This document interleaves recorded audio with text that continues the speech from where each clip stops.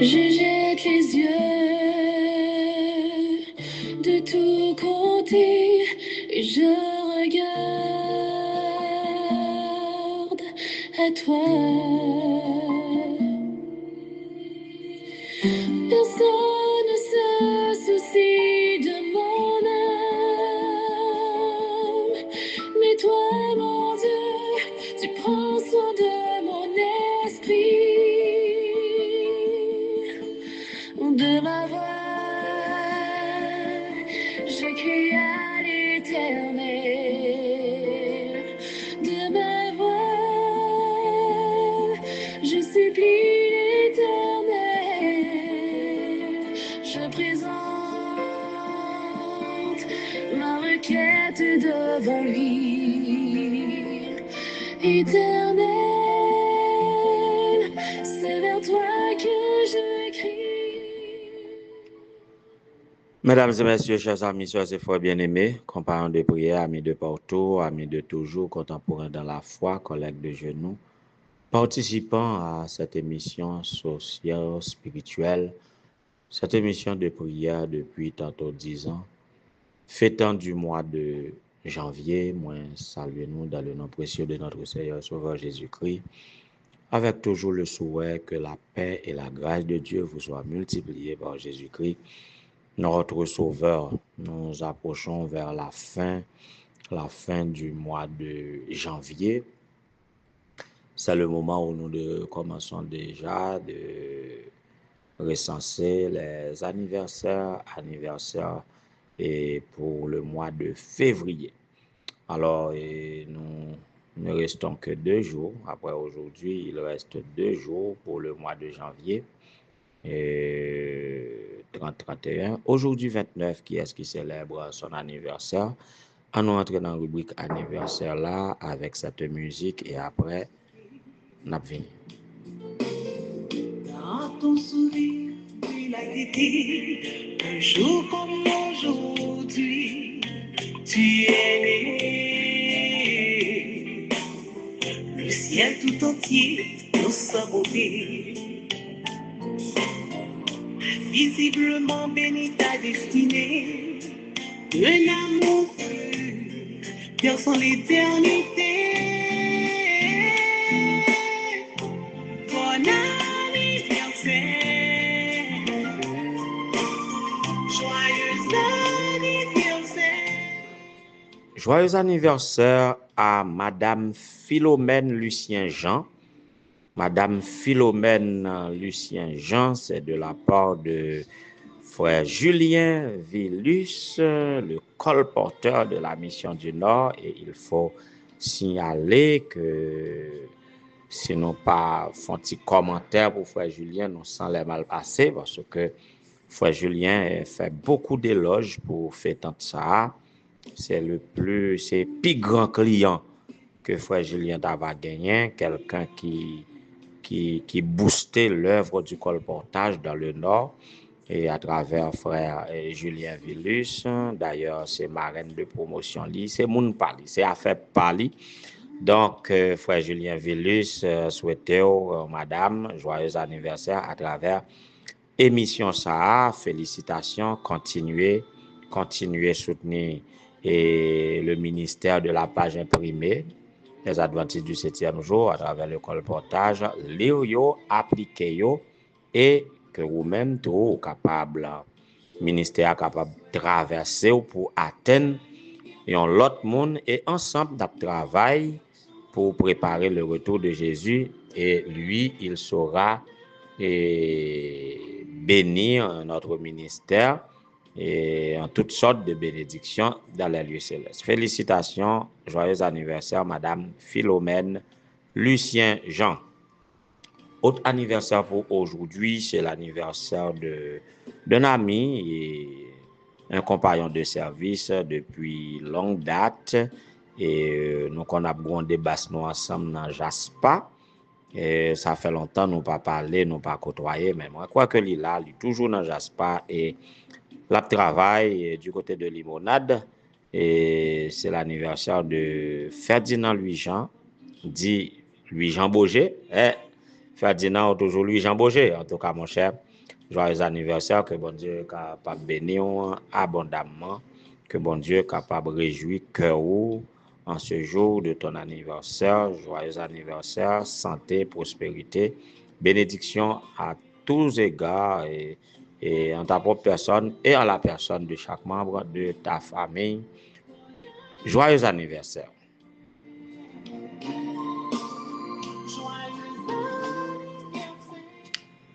Et n'a passé dans méditation non pour journée aujourd'hui et pendant que toute semaine n'a traité et un sujet sur l'importance de la tenue tant sur le plan culturel, socio-culturel, sur le plan et quoi encore spirituel dans le contexte religieux.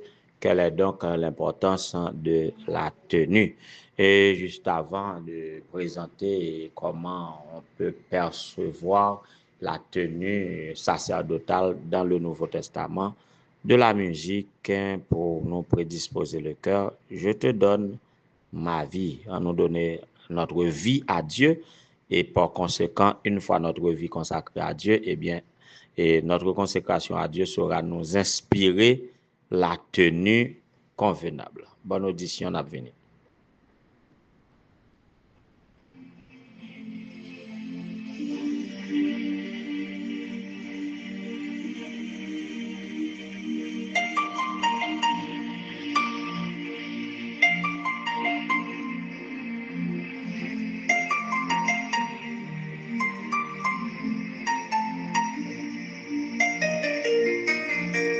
Ce que je considère la venue sur la terre, lorsque je considère tout ce que tu as fait, je ne peux me taire, oui je veux crier que pour le monde entier tu t'es donné.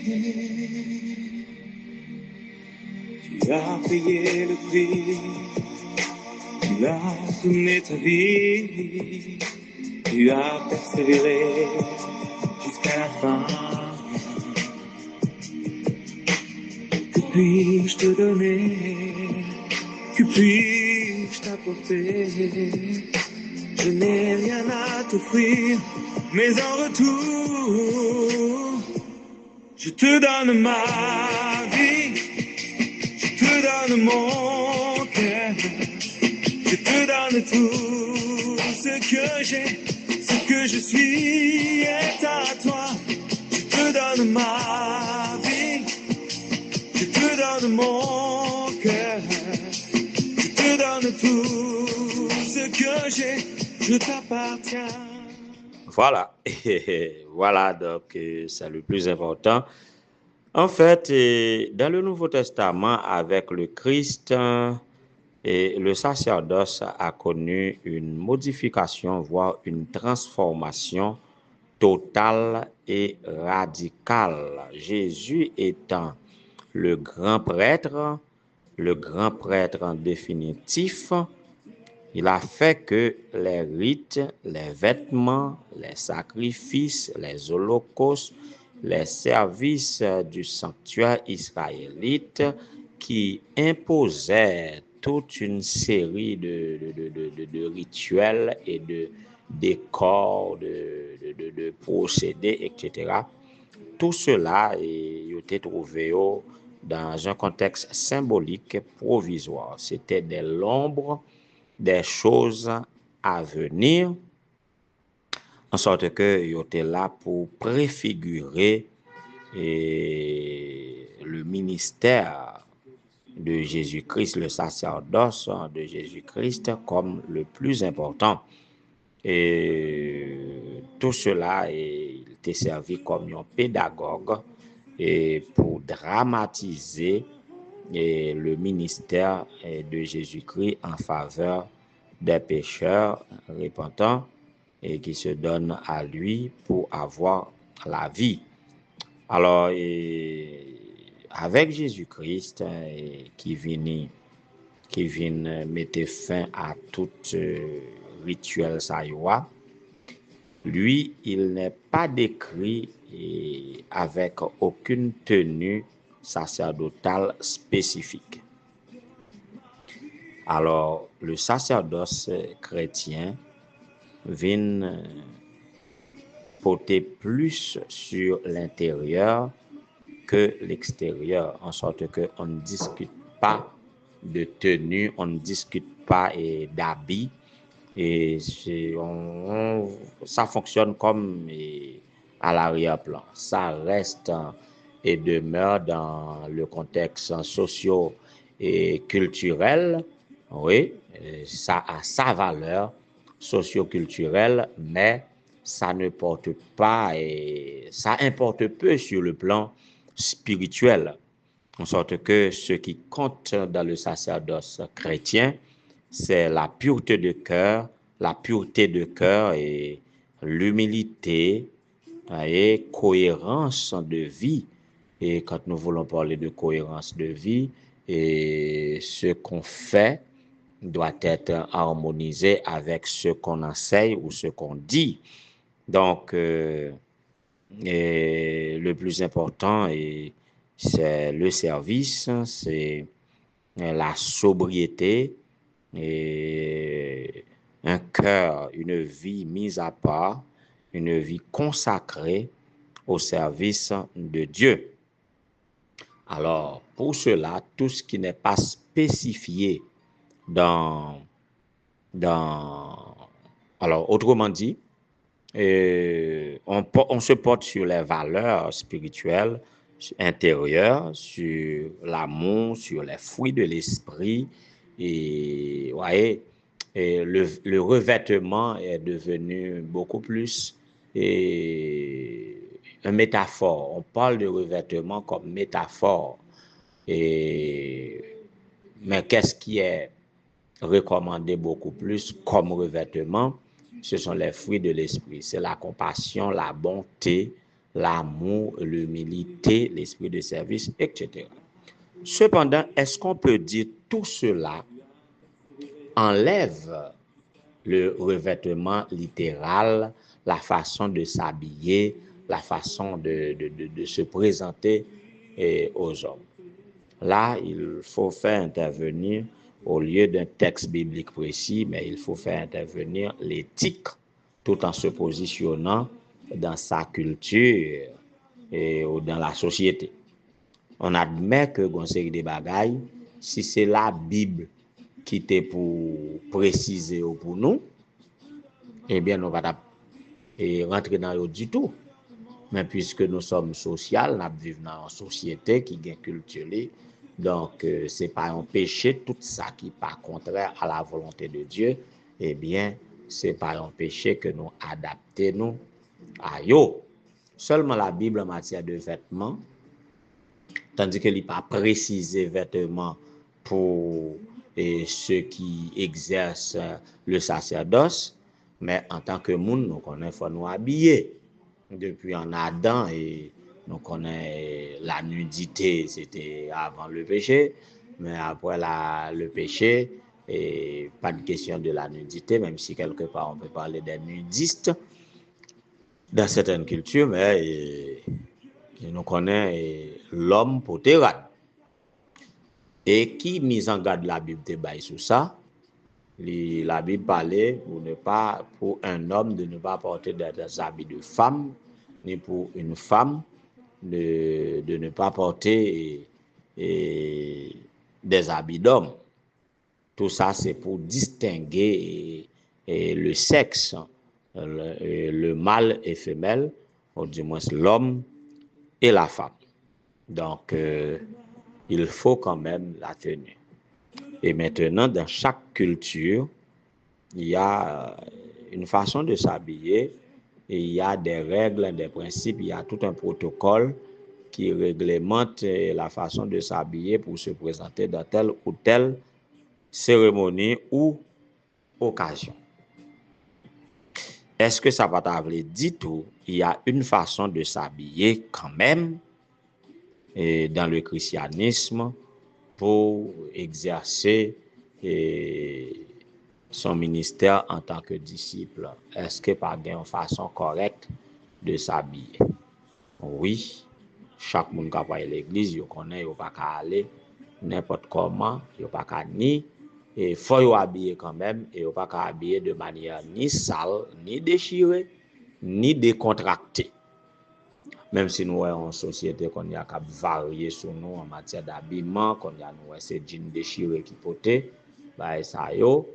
Donc le chrétien saura faire équilibre pour habiller de manière décente, de manière équilibrée, qui pas susciter murmure, qui pas créer problème, qui acceptable dans la société que la vive là. Et si par exemple il y a dans la société des tenues considérées comme tenues légères et quoi qu'acceptables, mais quand on est invité à un événement, on peut préciser tenue de gala, c'est pour éviter des désagréments dans la tenue.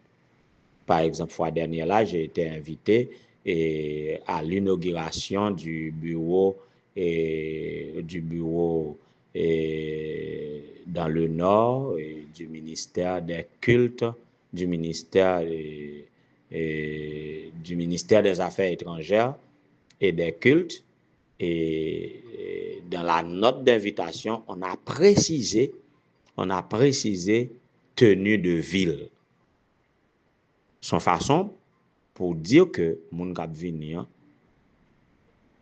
un, faut habiller, mais deux, ou pas habiller n'importe comment. Là où yo invite non bagay yo tenue de ville, mes amis, ou pas ka ni vini avec ti sandalou, ni avec bata, ni avec jeansou, et tennisou, et maillot lagé sous pantalon, ou du moins ti chemise ou, bah ça là, faut ou mettre en tenue officielle de cérémonie. Et si vous même vous entrez dans la logique et vous pas répondre à l'exigence sociale, bah ça yo, c'est pour libre, c'est pour ci, c'est pour ça, eh bien vous cap mal représenté et nous non société, là représente un côté, j'en présenté à comme ça regarde. Comprendre? Alors pour les affaires de l'église, il faut des tenues tout comme dans n'importe l'autre événement sociaux ou social yo précise aux tenues, et bien cela va sans dire à l'église on doit se conformer, on doit se présenter de manière correcte. Et la culture aussi entrer dans le détail ça pour dire mais quelle tenue qui convient, mais telle tenue qui pas convient pour telle ou telle situation. Alors c'est là que nous sommes capables d'aboutir pour dire que en tant que leader religieux, il y a une façon que vous êtes capable de mettre et que vous remettez ou pas remettez dans la société, dans la culture, et qui voulait représenter de manière que vous acceptez pour exercer un ministère évangélique ou spirituel, là, vous supposez conformer. Vous d'accord avec moi, beau-frère? Donc, pas un problème, mais l'essentiel à retenir ici, dans le Nouveau Testament, et si dans l'Ancien Testament, si vous pas habillé, j'en dois habiller à mourir, eh bien, ici, et dans le Nouveau Testament, c'est mettre une façon qu'on connaît société à auditoire ou à accepter, mais quant à Dieu, il regarde beaucoup plus au cœur. Si l'homme regarde à ce qui frappe les yeux, l'Éternel, lui, regarde au cœur. La tenue intérieure, c'est ce qui est plus important que la parure extérieure. Nous espérons que nous comprenons et que nous fait nous des êtres spirituels mais sociaux ou des êtres sociaux mais spirituels, autant que nous avons fait équilibre dans ça. En nous remettons à Dieu avec tout ce que nous avons, tout ce que nous sommes, et son esprit saura nous orienter. Que le Seigneur vous bénisse.